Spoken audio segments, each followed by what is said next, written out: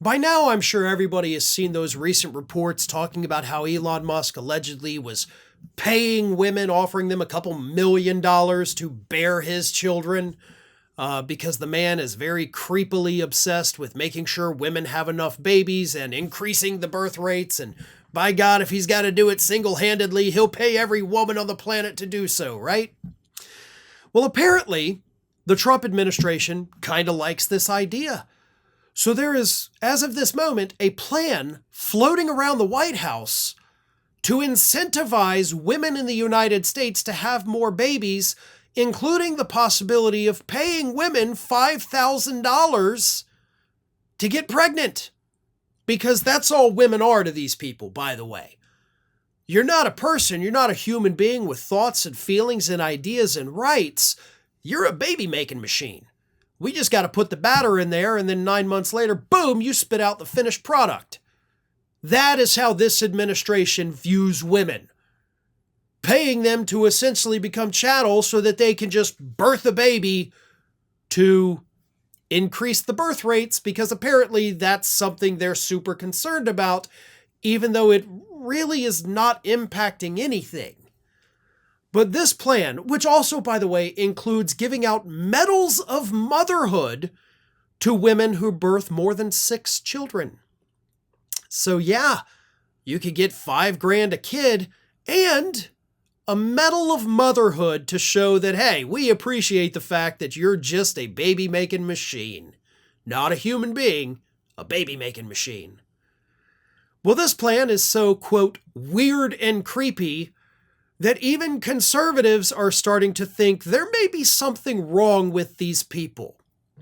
One of those critics is Washington Post's Ramesh Ponnuru.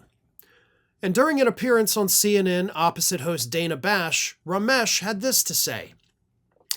My view on this has been that surveys for decades have shown that Americans would like to have more kids than they end up having.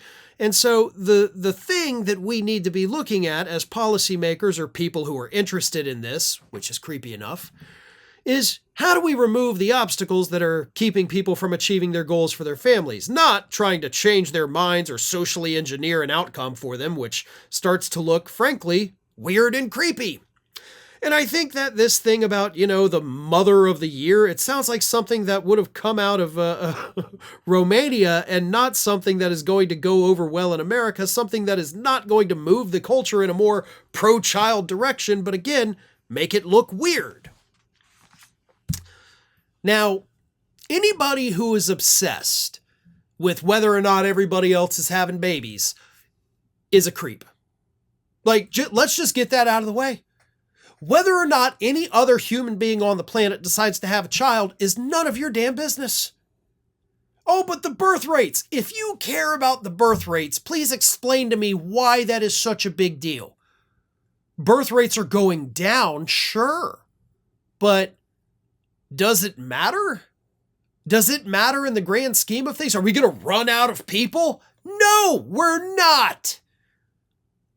The only people concerned about it are the people who say, well, the businesses may not have workers, because that's what you want.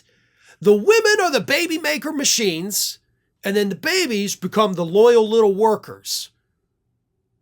That's what this is. This is an assembly line to go work on the damn assembly lines. That's what they want. That's why they're obsessed with it. And yes, as Ramesh points out, it is weird and creepy. But Dana Bash was very quick to point out some other truths here. So she jumps in and says, it's expensive to have children, especially in cities, and it's expensive just to kind of live life as a single person. But then when you add children, the inflation that we're seeing, everything that is built up over time makes it very difficult. And that's a big reason why women and men, parents make choices perhaps to have smaller families.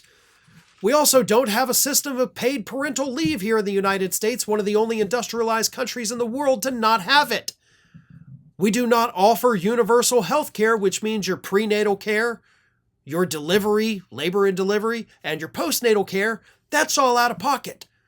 And for the record, the paltry $5,000 payment Trump is offering is far less than it costs for prenatal care and labor and delivery, not even including the postnatal care, right? So You're still losing money on the deal. Anybody who thinks maybe I'll go have a baby to get $5,000, you're going to find out very quickly you're underwater. We don't have universal childcare. We don't even have any kind of real way to give people money to pay for childcare, which costs you well over $5,000 per year, by the way. Maybe those are some of the hurdles. Maybe the fact that younger people can't even afford to buy houses in the United States. Maybe that's it. Maybe the fact that wages are not growing in this country, yet CEO pay is skyrocketing. Maybe people can't afford any of these things, and that is causing them to not have more children. Or maybe more and more people realize I don't have to bring a child into this world to feel fulfilled. Whatever it is, it's a weird, creepy obsession of these freaks. Because that is what they are. Weird, creepy freaks. Thanks for watching, everybody. And if you're not already, please subscribe to the channel. We got fresh content every day for you. And if you want to follow us across social media, make sure you check out all of the social links that we have posted in the description of this video.